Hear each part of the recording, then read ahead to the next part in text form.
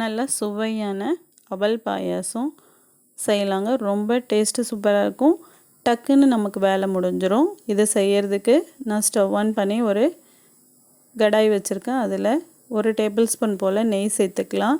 நெய் நல்லா சூடானதும் ஒரு 7 முந்திரி பருப்பை நான் 2ஆக உடச்சி வச்சுருக்கேன். அதை இதில் சேர்த்து நல்லா பொன்னிறம் ஆகிற வரைக்கும் வறுத்து நம்ம இதை ஒரு பாத்திரத்துக்கு மாற்றிக்கலாம்.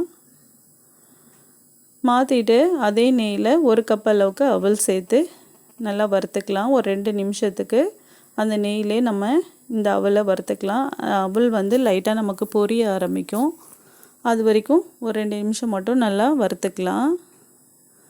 இப்போ இதில் 1 டம்ளர் அளவுக்கு தண்ணி சேர்த்துக்கலாம். 2 நிமிஷம் ஆயிடுச்சு. 2 நிமிஷமாக நெய்யில் வறுத்தாச்சு. இதில் 1 டம்ளர் அளவுக்கு, அதாவது அவல் முழுகிற அளவுக்கு மட்டும் தண்ணி சேர்த்தா போதும்.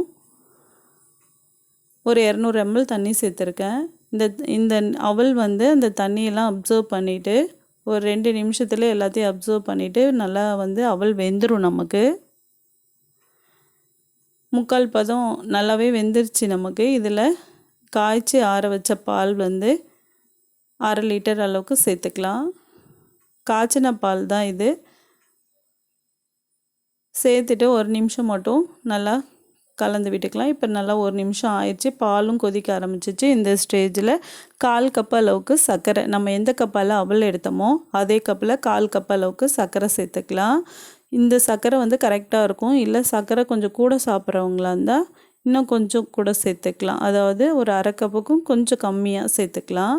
இதுவே நாட்டு சர்க்கரையோ கருப்பட்டியோ இருந்தால் 3/4 கப் அளவுக்கு சேர்த்துக்கலாம். கரெக்டாக இருக்கும். இப்போ இதில் 1/4 டீஸ்பூன் அளவுக்கு ஏலக்காய் தூள் சேர்த்துட்டு நல்லா கலந்துட்டு நம்ம நெய்யில் வறுத்த முந்திரி பருப்பை ஃபைனலாக ஆட் பண்ணிக்கலாம்.